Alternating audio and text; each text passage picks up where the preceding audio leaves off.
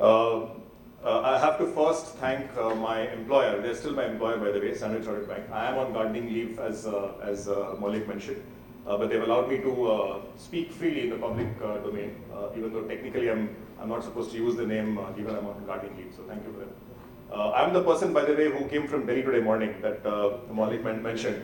So I'm kind of still spaced out. I had to wake up early in the morning.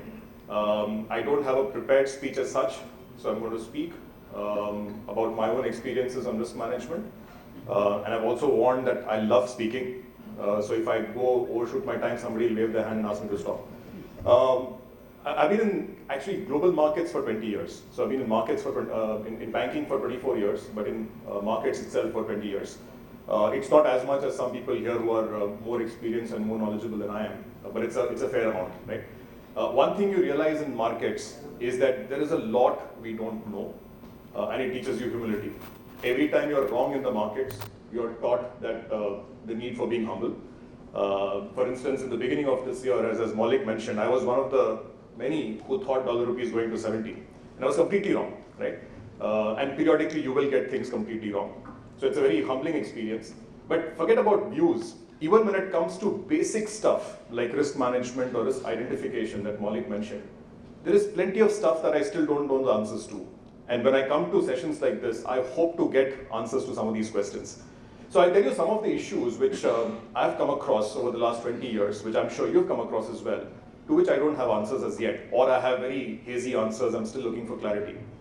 The first is in the area of risk identification itself. You know, the starting point to saying I want to manage commodity risk or FX risk or interest rate risk is to know what your exposure is. And sometimes even the simple task of figuring out what your risk is can be incredibly difficult. I have a couple of caselets which come to my mind, which I thought I'll quickly share with you. First, where I can take the name of the company happily because it's a very well-known company, is Indian Oil Corporation. So Indian Oil Corporation, and periodically whenever dollar rupee becomes volatile, there's always pressure on them to do or not do certain things. Buy now, don't buy now. Periodically when oil prices shoot up, and thankfully they don't shoot up nowadays that much, the question is, why haven't you hedged your oil exposures? Why haven't you hedged your dollar rupee exposures? So these questions keep coming up. Now, I try and picture myself in the shoes of the Director of Finance of IOC, and what would I do in those circumstances? At the first level, the layman will tell you that of course IOC is running enormous amount of oil, commodity, and dollar rupee risk, right? Because they are after all buying oil, they are paying dollars for that, and all the receipts are in rupees. So therefore, they have a natural P&L which is linked to dollar rupee and WTI, right? That's the first level answer. The second level answer is that's nonsense. There is no FX or commodity risk because after all, there is an administered price mechanism or there is a price mechanism by which the petrol or diesel that we buy in the oil stations is nothing but the actual cost paid by IOC plus a certain markup. Now, if IOC therefore is nothing but a pass-through of whatever they pay in dollar rupee and whatever they pay in WTI or Brent or in Dubai oil, and all they're doing is marking up, where the hell is IOC as a free listed entity running any risk? It's you and I who are running that risk, not IOC. IOC is simply a pass-through. So why would you ask them to hedge or not to hedge? That's the second level. The third level is get real. If oil prices, God forbid, was to go up to 100 tomorrow, if dollar rupee, again, God forbid, was to go beyond 70 as a result, do you think the government will actually allow IOC, HPCL, BPCL to increase the price of diesel and petrol to the same extent? No matter how much of a reformative government it is, there'll be tremendous pressure to say, hang on, don't pass on the price so much, keep the price at a lower level and absorb the loss somewhere. We'll give you oil bonds or we'll do something else, right? In fact, it's very interesting. If you see the last month, I don't know if you noticed, IOC share prices fell by 4% on one day. And through the month, I think it fell about 10%. I haven't seen the exact numbers.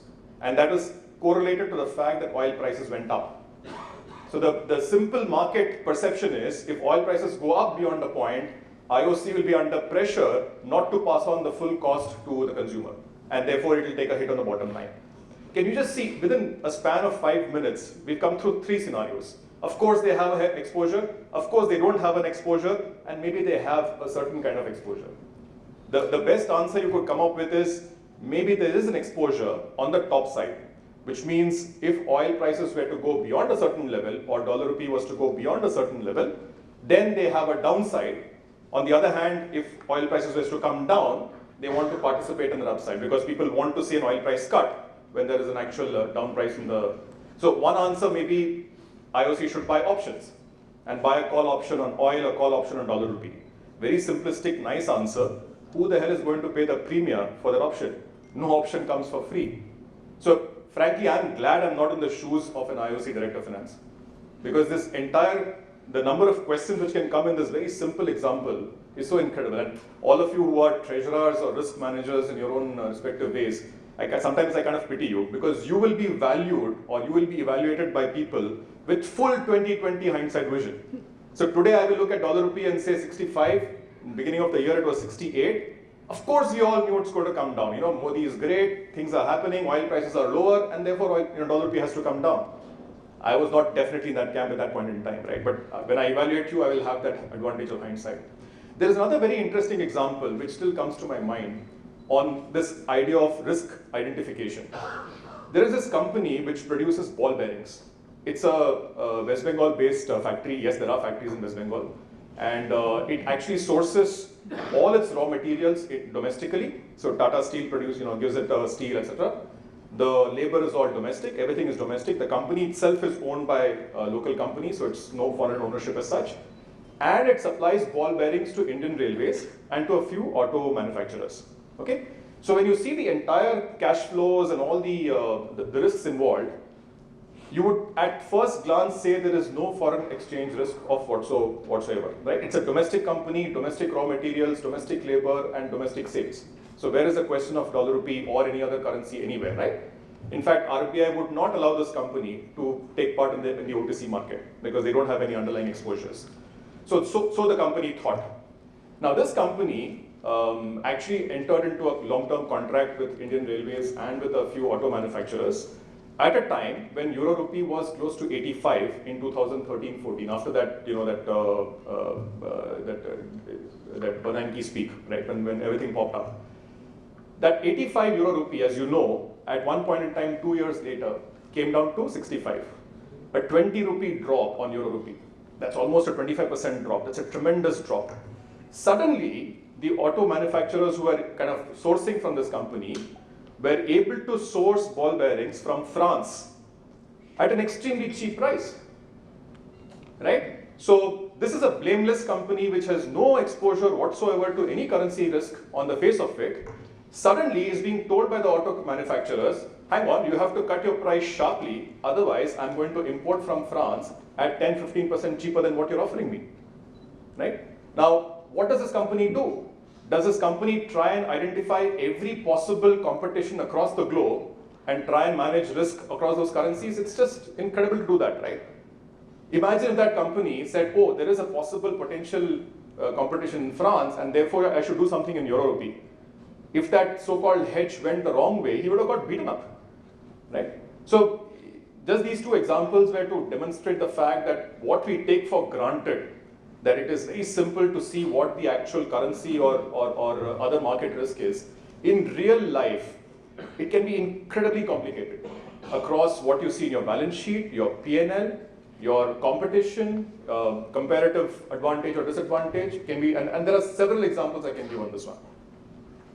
The second thing which I still struggle to understand after risk identification is this whole concept of hedging, right? And again, over the last 20 years, I've heard this discussion several times, and RBI also comes up with this, right? Nobody from RBI right now, right? So I can speak kind of freely. So every time you hear this concept, that we have a lot of unhedged exposures. In fact, I am a big votary of that. I think today, the amount of unhedged dollar rupee exposures are just incredibly high. All the accretion to dollar rupee dollar reserves of the RBI, I think, are a result of unhedged exposures going up. And RBI also says the same thing. Oh, you guys, why are you running unhedged exposures? It's bad to run unhedged exposures. Absolutely, right? Great. Now, however, we selectively seem to point out unhedged exposures only when it comes to imports. right? When it comes to exporters hedging and losing money because dollar rupee goes up, then is hedging bad when you have those mark-to-market contracts showing huge losses? Here was a company in Maharashtra. It's a ready-made garment manufacturer.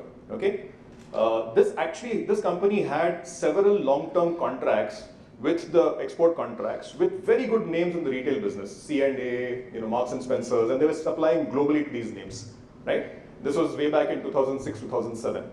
So they entered into a series of dollar rupee long-term contracts to sell the forward dollar rupee because they wanted to convert all cash flows into rupees. So they said, I don't want this export receipts versus local domestic payments. I'm getting a nice premium. Let me sell in the forward market. I have underlying contracts up to 3-4 years. I'm hedging them out, right? And therefore they were hedged. Now, we all know what happened after that. When the crisis happened, then dollar rupee shot up, and therefore all the export contracts were deeply out of the money. Worse happened. All those long-term contracts from very, very creditable, reputed names suddenly were renegotiated.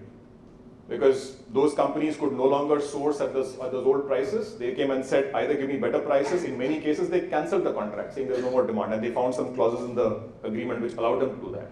So two things happened simultaneously. You had large mark-to-market losses on those FX contracts. Second thing, the underlying business, which should have given you the offsetting gain because of dollar receipts, suddenly disappeared. This was at all correlations breaking down during the crisis, right? This is exactly what happened. And this company, which thought it had hedged itself, suddenly was sitting with tons of losses on both sides, right? And then they were one of the companies blamed for speculating and why did you think dollar rupee is going to stay where it is and stuff like that, right? Again, to me, I don't like the word hedging at all. Because while you and I understand what hedging is all about, unfortunately for stakeholders, including people in the board of companies, hedging means you have removed risk, right? And removed risk means you should not have a loss. So I prefer the term risk management as opposed to hedging. Risk management implies that what I am doing might either have a gain or a loss, and all things being equal, my business should have an offsetting loss or a gain, which means across my business and the contract I've put up, there is some kind of sanity around it. Unfortunately, we still have stakeholders, particularly in boards, who evaluate us on the basis of 20/20 hindsight vision, and then all the normal phrases come up. Oh, derivatives are the weapons of mass destruction. What are you guys doing? You're speculators, etc., etc., etc. So this is a second conundrum which I really not have figured out. Now, third conundrum, as a result of these two, is how do you actually go about managing your risk, right? Assume by some miracle you know exactly what your profit function is as a function of FX and commodity prices, interest rates, etc. You managed to discover that, right? Then how do you go about managing this? And again, I've seen two formulas being applied. One is a so-called active risk management, where you actually try and anticipate a view and try and manage as a profit center.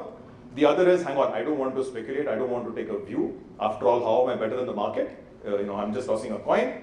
I don't want to take a view, I'll just follow a formula. So I'll do a formula of, let's say I will hedge 3 months exposures 80%, or maybe give some small flexibility of between 80 and 100% to the treasurer, right? And these are two philosophies of one active management, the other being passive management. I have a personal bias towards active management, but I don't know the answer, and that's the reality. The way I see it is, I was born and brought up in Calcutta, by the way. In Calcutta, we play more soccer than we play cricket. So have you seen a goalkeeper taking a penalty shootout in soccer? The goal in the professional matches, not in the bacha matches. The professional matches, a goalkeeper starts off by assuming that the person taking the kick is going to kick on one side, right? So it can be kicking straight towards you, to the right, or to the left. The only chance the goalkeeper has is to hope and pray that he guesses right.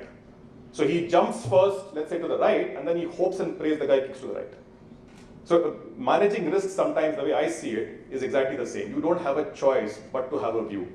And I know it's very controversial because the simple question which will come up is, hang on, your guessing is going to be 50-50 at best, right? How is it going to be better than anything else? You might as well toss a coin, which is absolutely true. The return on intelligence in our markets business is extremely low.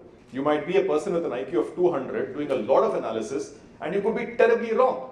and a guy who walks in with zero analysis, tosses a coin, could be absolutely right, right? So how is it better?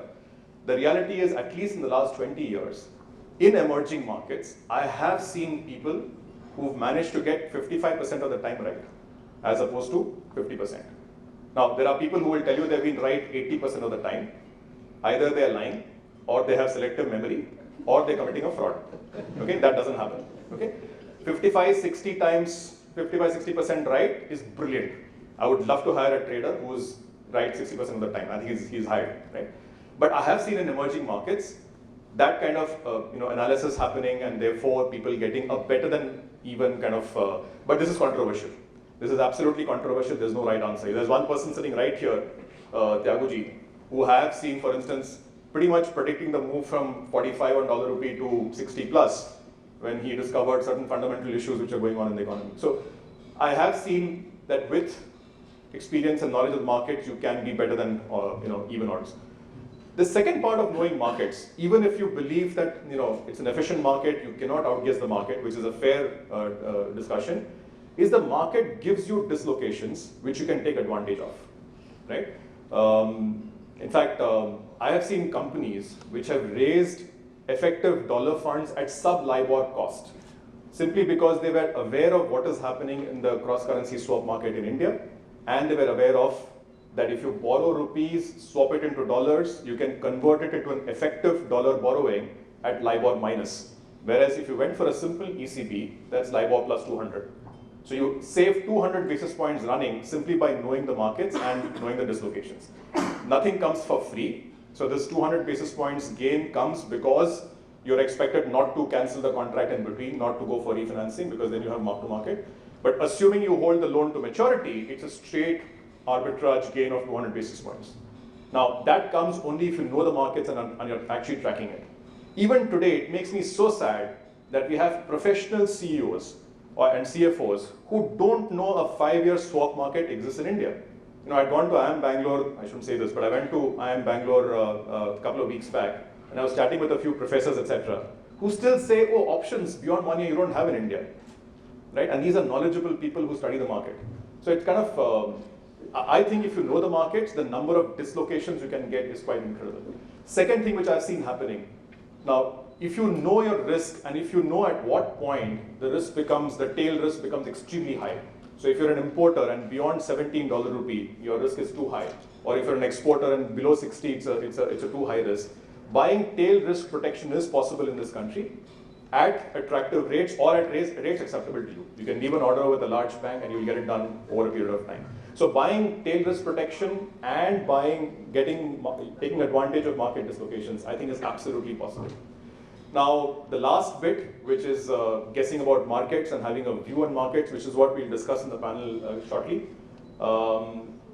If you believe, or if you're in my camp, that as a CFO, irrespective of what your so-called core business is, as long as you have risks on commodity prices, interest rates, currencies, equities, credit spreads, you have no choice but to have a view on it. If you subscribe to that view, then markets can be a terribly exciting place. I use the word terribly exciting knowingly. It can be terrible and it can be exciting at the same time. And each of these days of these last 20 years, there have been days where I've gone through boredom, through ecstasy, through agony, all at the same time, within a space of 3-4 hours. The market never lets you rest in peace. So what we will do is, over the next, when we go through the panel discussion, we will actually discuss more about what's happening in the markets. But just to summarize, lots of things that I still haven't learned, including the basic point about risk identification, about this whole thing of hedging. I don't like using the word hedging. I think it's a wrong phrase to use. It's risk management rather than hedging. Lots of examples there where things have gone wrong. There is still an open debate about whether as an end user, not as a market maker or as a hedge fund or as an investor, as an end user, do you need to know markets, or can you actually achieve a state where you make the market riskless? Personally, I think that you can't make yourself riskless. The only way you can make yourself riskless is take sannyas, go to the Himalayas, sit there and do penance. No worry about dollar rupee, right? Otherwise, you have no choice but to be actively involved in markets. But it's a controversial stance, and I know that, in fact, when Mr. Mahalingam comes, he'll beat me up when he hears this. And the last bit, Exciting parts is about markets, about having views. Maulik mentioned every single person has a view. Sometimes people have 3 views at the same time. So we'll discover more about that when we go through the panel. Thank you very much. I'll hand it back to Maulik.